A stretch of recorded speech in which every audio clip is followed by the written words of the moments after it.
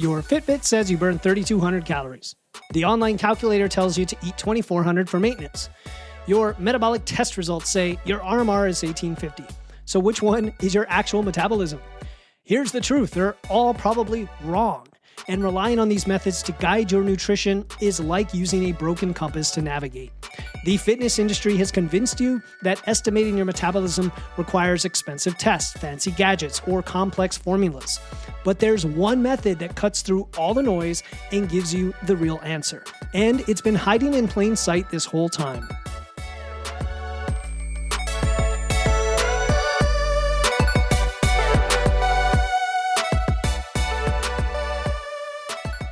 Welcome to Wits and Weights, the show that helps you build a strong, healthy physique using evidence, engineering, and efficiency. I'm your host, certified nutrition coach Philip Pape, and today we are going to expose why almost every method you've been told to use for estimating your metabolism has some fundamental flaw and is preventing you from getting the result you want. Most people are walking around with just lots of wrong assumptions about how many calories they burn each day. It's one of the biggest questions I get, one of the biggest sources of confusion and lack of clarity and confidence because they are using tools that are simply inaccurate. They are off by hundreds, sometimes even 1,000 calories, and then they wonder why their nutrition isn't working. I hear statements like, I'm in a calorie deficit, but I can't lose weight. That is a fundamentally untrue statement. If you're in a calorie deficit, you will lose weight. The problem is you are not in a calorie deficit, but think you are. And this isn't about gaslighting. This is a problem that I had for a long time and a problem that many of you come to me with, and we can quickly solve it. And that's what I'm intending to do today. So by the end of this episode, you are going to know the one method that works, why it's the only practical way, right, outside of a scientific lab to get accurate data, and then how to implement it yourself starting today. And the reason we care about this is we want to know how many calories we burn every day because that is our maintenance calories. That is where we can then start from to build muscle or lose fat and know how much we need to eat on a daily basis. And that fluctuates every day. So you're going to get some clarity by the end of today's episode, but you have to listen all the way through to understand how it works. Before we get into it, if you want to understand not just this, not just how to track your metabolism, that is the premise and that is the foundation, but then we have to optimize your metabolism to build muscle, to lose fat, and also understand how your metabolism changes over time. Download my free Nutrition 101 for Body Composition Guide. It breaks down the fundamentals of energy balance, macros, meal timing, the best tool for the job to calculate your expenditure and then change your targets weekly so that you can hit your goal. So if your goal is fat loss, you want to download this guide because it's going to walk you through the exact steps to set it up, to start running and go and start implementing the information you hear today. Go to witsandweights.com/free or click the link in the show notes for the Nutrition 101 guide. All right. So what is your metabolism and why is there so much confusion over this? Let us start with what we're talking about when I say metabolism on this show most of the time, and definitely today. And that is your total daily energy expenditure, TDEE, the total number of calories your body burns in a 24-hour period. And it's made up of 4 components. And I'm sorry if you've heard this before, but it's worth repeating. Your BMR, basal metabolic rate, that's about 2/3 of what you burn every day, keeps your organs functioning, your heart beating, your brain thinking. Number 2 is the thermic effect of food, TEF. That's another 10%. That is the cost of digesting and processing what you eat. Then you have the 2 activity components that can vary a lot from person to person. First, we have exercise activity thermogenesis, EAT, and that is your planned deliberate workouts. And that can be anywhere from 5 to maybe 10 or 15% of your calorie burn. And then non-exercise activity thermogenesis, or NEAT, and that is anywhere from 15 to 50%, depending on how much you move throughout the day, how active of a person you are. So when you add them all up, and notice that's a lot of things if you try to track them individually, which, spoiler alert, we're not going to do, okay? Spoiler alert, because, for example, your wearable tracks a tiny fraction of this. It tracks how much you move, and even then, it's not even accurate, so it's useless. So from an engineering perspective, these components, we have to think about them as not just different from person to person, but fluctuating constantly within yourself. Your NEAT alone, your non-exercise activity thermogenesis, can swing by hundreds of calories based on stress, sleep, temperature, mood, let alone your actual movement, how much you're walking or standing or doing chores and parking farther in the parking lot. So that can change a lot. Your BMR, your basal metabolic rate, which a lot of people think of as their metabolism, it's only the base of your metabolism. It's that 2/3 I mentioned. That actually can shift a lot due to adaptation during dieting or during bulking. It can shift based on how much lean mass you have. And so trying to pin down your metabolism with a single number or an equation is like looking at a river. Imagine looking at a river and the river's flowing, and you're going to measure the flow rate of that river through a single measurement right now. I'm just going to stick an accelerometer. I don't know what measures flow rate, but a flow rate sensor inside a river. And that's the river's flow rate. That's the river's metabolism forever. No, obviously not, because the river is going to constantly change. The size, the speed, the conditions, the temperature, everything's going to change. It's dynamic and it's all happening below the surface. That is your metabolism. Okay. So now that we know that, you might be thinking, oh my God, you just made it even harder on me. How do we even figure this out? Let's talk about the popular methods people use and why they're pretty much all useless. Okay. And I'm sorry, they just are. They don't work. They do not work. They might be a good starting point, or they might be a good single flow rate in the river, but that's all they are. Okay. So let's talk about those methods. We're going to start with the online calculators, because for many people, that is, I'll say, the easiest or most accessible, or the one you hear about most often online. And we have one on our website. If you go to witsandweights.com/calculators, yeah, you'll find one there. But I have caveats and fine print all over it saying that this is just a snapshot starting point and it has a lot of error. And there's a reason. There are times when you might want to use it, and we'll talk about that in a second. But these calculators use equations like the Mifflin-St. Jean or the Harris-Benedict equation that were developed from population averages. And actually, my website has an updated version of that where Stronger by Science tweaked it even further. And it's based on things like how much you train, not just this generic activity level. But regardless, whatever one you use, they will get you, I'll say, in a very large ballpark. And I say it that way because the ballpark, think of a baseball diamond, okay? And you got the two foul lines. Imagine a huge park that goes out 450 yards. You're going to be somewhere in there, okay? But if I said I'm going to hit a fly ball and you have to be in exactly the spot I'm going to hit it, the chances of you being right are pretty much random chance, right? So these online calculators are about that level of precision. They can be offered like 300 to 600 calories in either direction for an individual. They don't account for a lot of things. They don't account for your training history, your genetics, your current metabolic state, but most importantly, how your body adapts and responds and moves, all of it, right? Just adding it all together, it's not going to be able to accurately state your metabolism based on that. So that's the online calculators, and they can be a good, I'll say, starting point. And even then, they're not a great starting point. In fact, when the method that I teach, we're going to talk about in a second, you don't even need that. The reason you might use it is because you're impatient to have a number to start from. The problem with that being that you then are fixated on that number as if it means anything. And so then you start with that number and then realize, oh my God, I actually burned 500 calories less. My metabolism just tanked. No, it didn't. The starting number was just not right. Okay, so that's why I don't even think it's good to have a number to start with technically, even though the app that I use, MacroFactor, does have to start with a number. I'd rather you ignore everything until you've gone through the process that we're going to talk about, and then use the real number based on real data. Okay, anyway, that's online calculators. What about fitness trackers? Okay, what about, look, I have an Apple Watch, I have an Oura Ring. Studies show that wrist-worn devices can have error rates of 27 to 93% when estimating energy expenditure. There was a study in JAMA Internal Medicine. It tested 7 devices you all know and love: Apple Watch, Fitbit, Garmin, all the big names.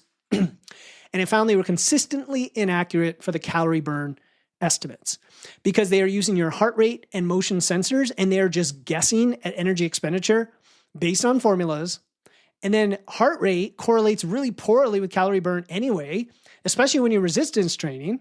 And then they can account for things like your metabolic, state, how your body compensates for exercise later in the day when you reduce your NEAT because you're compensating for exercising in the morning, all of that. So your wearable is useless in terms of its fundamental accuracy to begin with.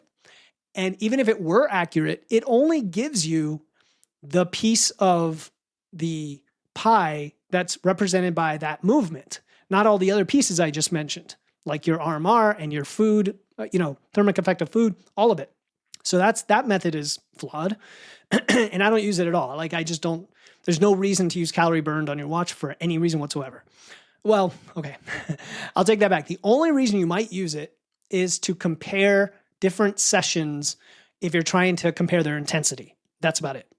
All right, the next method that is flawed is, I'll say, metabolic testing. And this is dangerously flawed because it gives you something that might be reasonably accurate, but that doesn't help you. Let me explain. These are when you go to a gym or a medical facility and you get an RMR test, right? Some of them are based on bioimpedance measurements.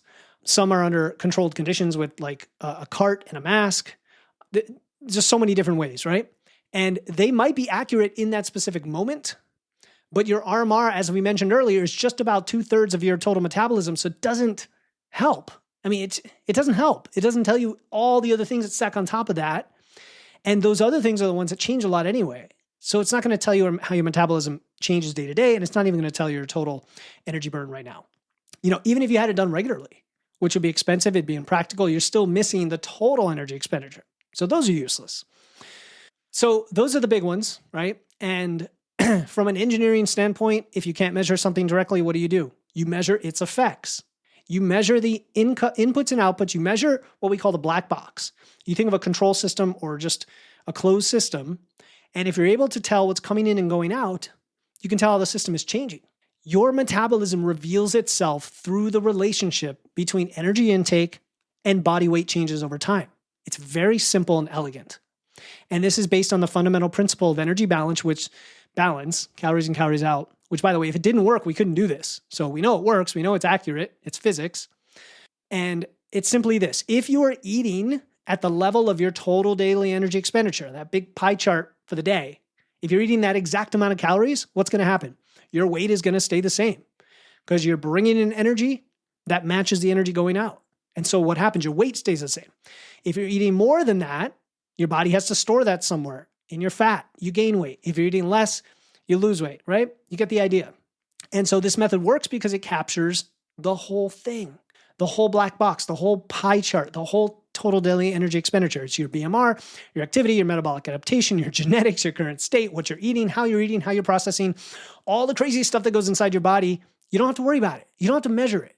You just take what's coming in, see what's going out. The change is telling you what your metabolism is, right? It's like the best version of a continuous metabolic test that's practical, that's running in the background of your life all the time. It's always there. It's hiding in plain sight, like I mentioned before. Hey, this is Philip, and before we continue, I want to talk about cookware. We all love to make our own food. I love non-stick pans. The problem is I've avoided them for years because when they get scratched, when they get heated, they can release microplastics, PFAS, small particles that can accumulate over time in the body, and some studies have shown them to be linked to health issues. If you're optimizing your nutrition and making lots of food for you and your family at home, it doesn't make sense to compromise that with questionable cookware. So that's why I was interested when Chef's Foundry, who is sponsoring this episode, showed me their ceramic cookware. It's called the P600 and uses Swiss-engineered ceramic coating, which has no Teflon, no PFAS, no plastic components. It is non-stick. It works on all stovetops. It goes straight into the oven. All the things you need if you're trying to cook a lot of your meals at home. Right now, you can get the P600 at 50% off by going to witsandweights.com/chefsfoundry. You'll also get a bunch of accessories with that. There's a whole page that explains what you'll get for that discounted 50% off. Go to witsandweights.com/chefsfoundry or click the link in the show notes. All right, let's get back to the show. So how does it work in practice? Simple. You track your calorie intake fairly accurately, okay? And I'm going to put it that way because it doesn't have to be perfect. And then you weigh yourself every day. That's the most precise way to do it. And then over a period of about 3, maybe 4 weeks, you're going to have a good trend. You're going to have a good moving average of your weight and your calorie intake. If your average intake, your moving average, we can get into complicated algorithms and all that, We don't need to do that. If your average intake was 2,400 calories and your weight stayed the same over that 3 to 4 weeks, then 2,400 is very close to your average TDEE during that period, right?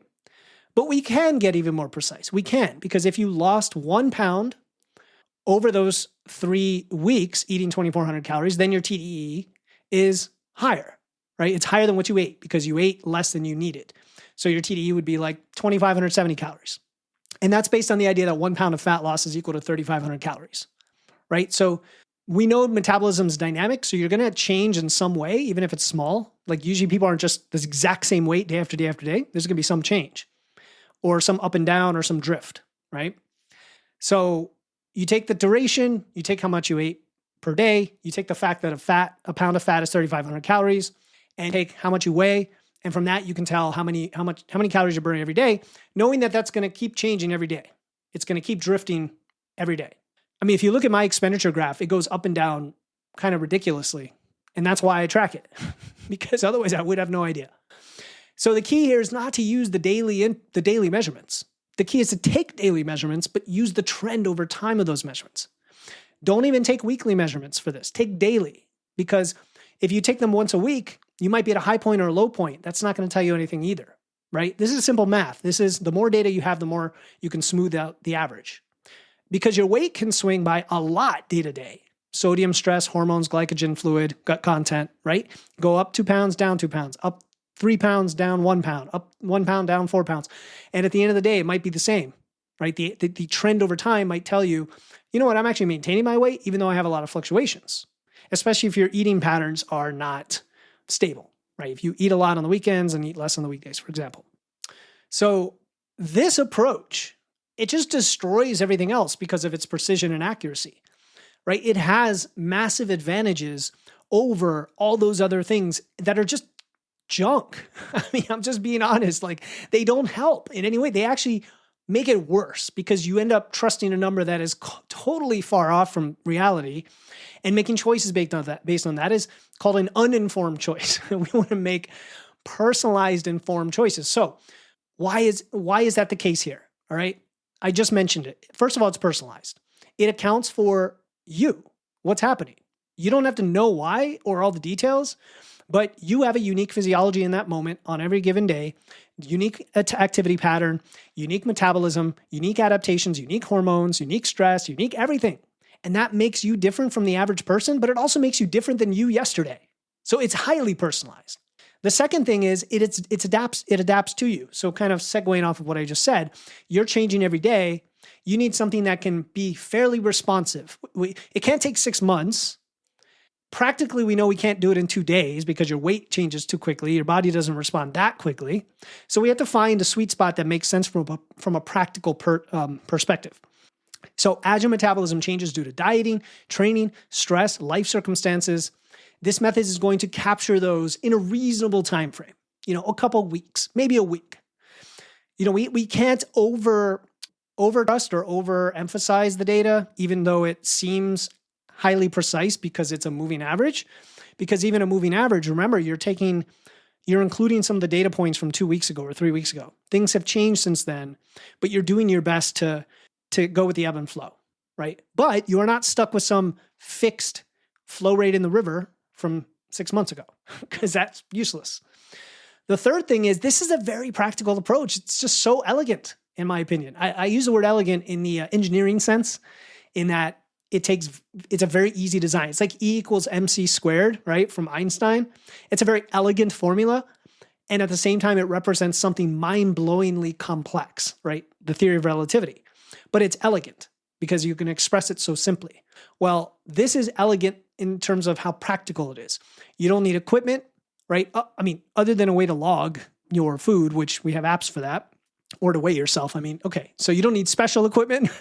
You don't need expensive tests. You don't have to pay for stuff other than a subscription to an app maybe, and the occasional body weight scale when it breaks. You don't need complex formulas or calculations. Now, I say that with this asterisk, depends on how nerdy you are and how much into math you are, but you don't when you use, for example, MacroFactor, which is the app that I recommend. It does it for you. If you're so inclined and you want to make a spreadsheet for all this, you can, and you can make it probably pretty good, but it's not as complex as if you had to measure all of the stuff happening in your body. That would be just insane, right? You need a food scale, a bathroom scale, and consistent data collection is all you need. And make it easy on yourself to do that, right? Use frictionless methods to do this. The fourth benefit of this is it's self-correcting. This is huge. If you're not tracking accurately, if you're missing calories here and there, it's still going to work. You know why? Because it is based on the outcomes, not the inputs.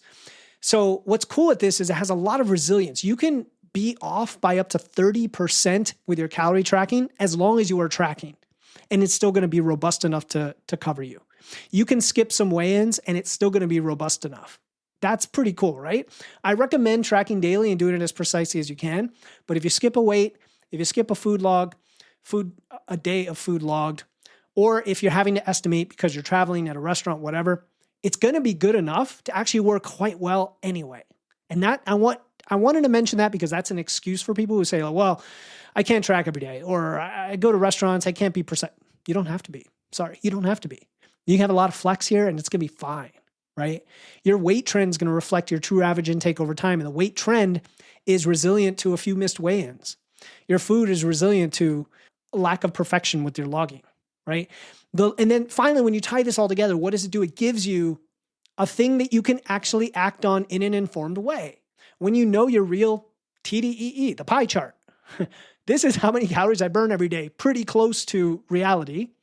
Now I can say, okay, I want to lose a pound a week. That's 500 calories a day. I burn 2,000 calories, so I need to eat 1,500 calories. And then next week, based on my tracking, it turns out that my TDEE dropped a little bit. Well, I need to drop calories a little bit. Or, wow, I'm walking a lot. My TDEE is actually going up. I need to eat more to stay in that deficit or surplus or whatever it is, right? Whatever direction you want to go. You want to do body recomp as well. We just talked about body recomp. We just had a 90-day body recomp workshop in Physique University. The day this episode comes out, it was a day after we had the workshop. If you want to see the replay and learn how to not only track your metabolism, but also come up with a 90-day way to use that information to build muscle and lose fat, that's what we did in there. More importantly, though, you know what else we do in Physique University? We deal with scenarios when your expenditure goes up or down and you're not sure why. We can talk through that. We have guides on that. We have coaches who can help you understand it. We can diagnose it. We can even get on a live call or hot seat to interpret your data to see if it's the data itself or something that you've done that you're not even aware of that could be causing the change so that you can take control of the situation and know what to do next. Whether you're losing fat, you're hitting a plateau, you're trying to build muscle, right? And that's that engineering mindset I want us to cultivate, that this is information. And if we can have accurate data, we can make good decisions. So go to witsandweights.com/physique.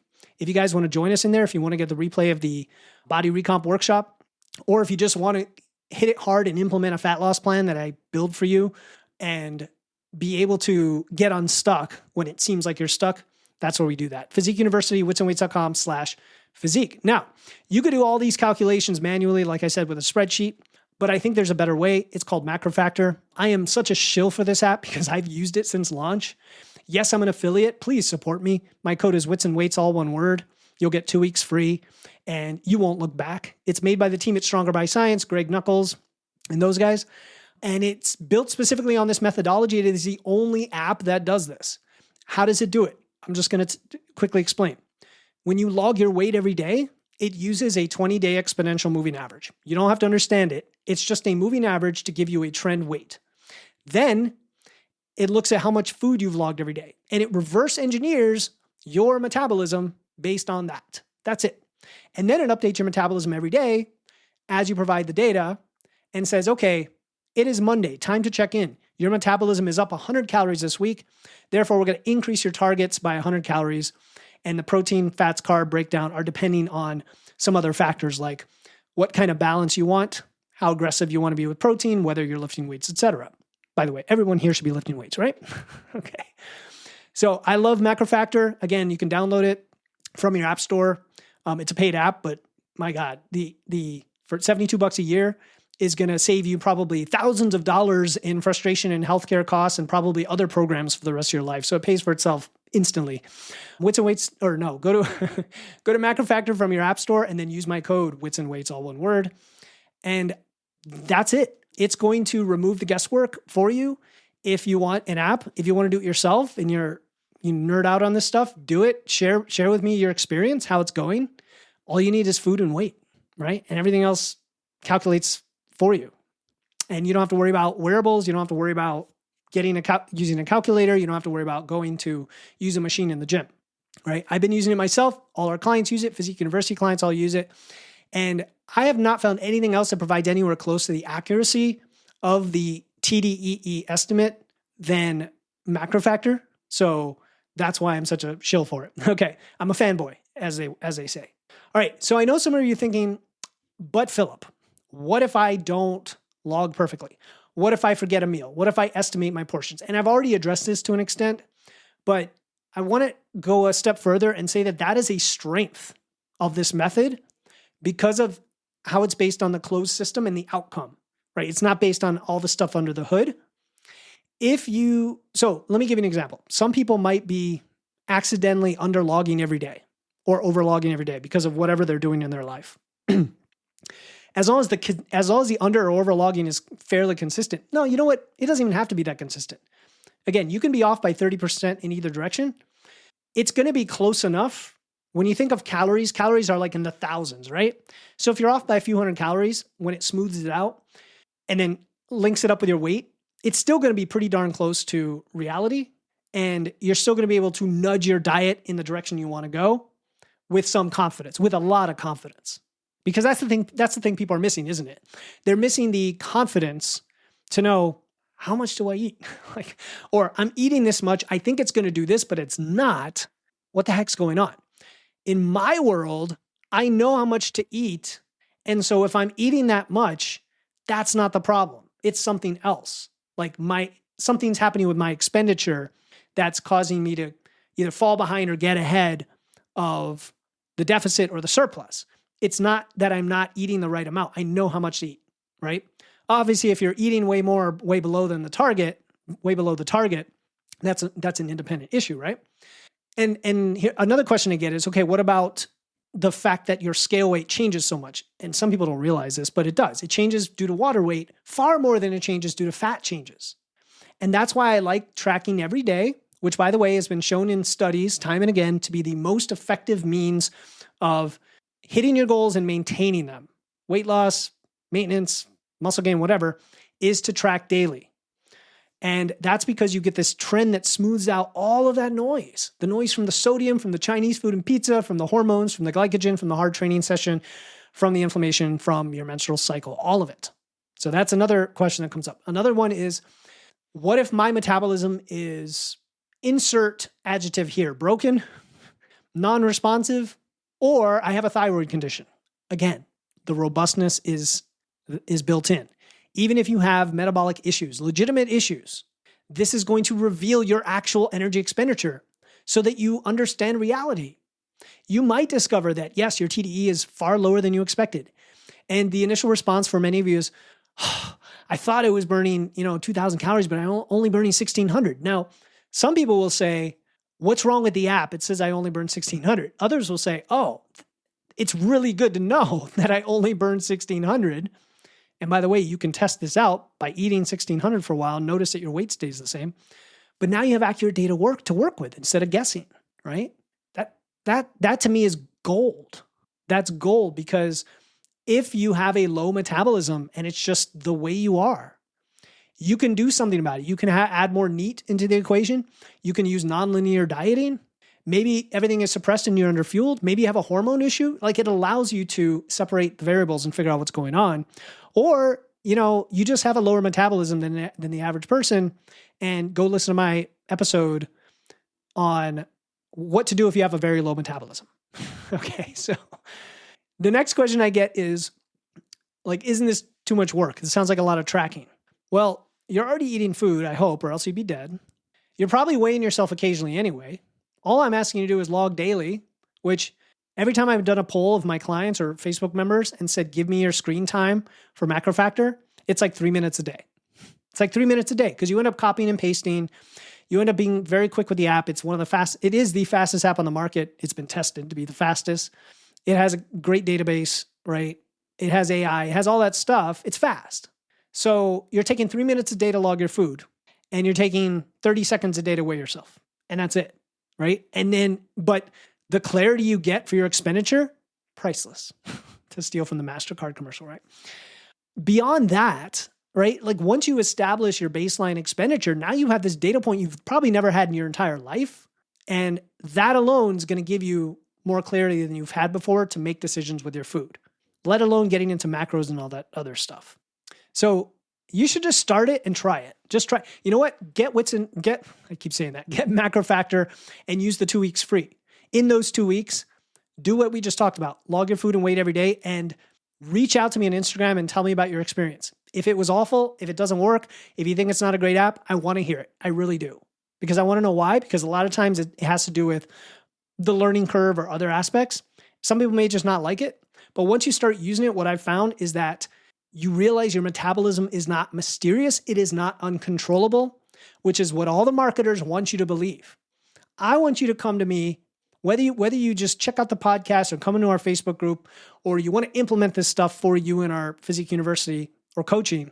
I want you to come to me with more clarity you've ever had before that you can do something about your metabolism and that you can measure it. Because then from that premise, you're going to start to see patterns. You're going to notice how your metabolism responds to your training, different stress levels, your sleep patterns, what you eat, when you eat it, right? Your pre and post workouts. You see how your walks, how your vacations versus work schedule affect your metabolism. And then you become the scientist of your own physiology. That's what I want for people. That is where the power comes from. I've had clients discover their metabolism was way off from what they thought, 400 calories higher, 500 calories lower, and explain why they weren't getting what they wanted, why they weren't, say, losing weight, right? On whatever calories that the last person recommended or the calculator or coach or whatever, right? And we see the other direction. People trying to go into a gain and build muscle, and they find that in reality, their metabolism takes off like a rocket, and that's why they can't keep up and they can't eat enough to gain the muscle. And so they're always kind of falling behind, and it holds them back from building lean mass. And so it's not just about getting a number. It's getting an understanding of how your body works. And then that is the foundation for all the nutrition decisions you can make. I love that there are people out there that want you to just eat intuitively and feel it and monitor your blood sugar and based on satiety. But we need precision, folks. We need some awareness. We need some numbers. That's just me. I'm sorry. That's me. I'm a numbers guy. If you're not a numbers person, then maybe this approach doesn't work for you. If you like to track numbers because you notice it helps you manage your income and expenses so you can be set for retirement and for your family, then that same principle applies to everything else, especially fitness and nutrition, where it is very numerically measurable in many senses. And so you're not guessing, you're not hoping, you're operating from a place of confidence based on your own data. So again, your metabolism is not mysterious. It is not an unchangeable genetic lottery that dooms you to struggle with your weight. It's dynamic. It responds to you, your lifestyle, and you can measure it very simply and very accurately. And every day you wait to start collecting this is another day you're just flying blind, right? Every meal you eat, you don't know your TDEE. You just can't make informed decisions if your goal is physique and health.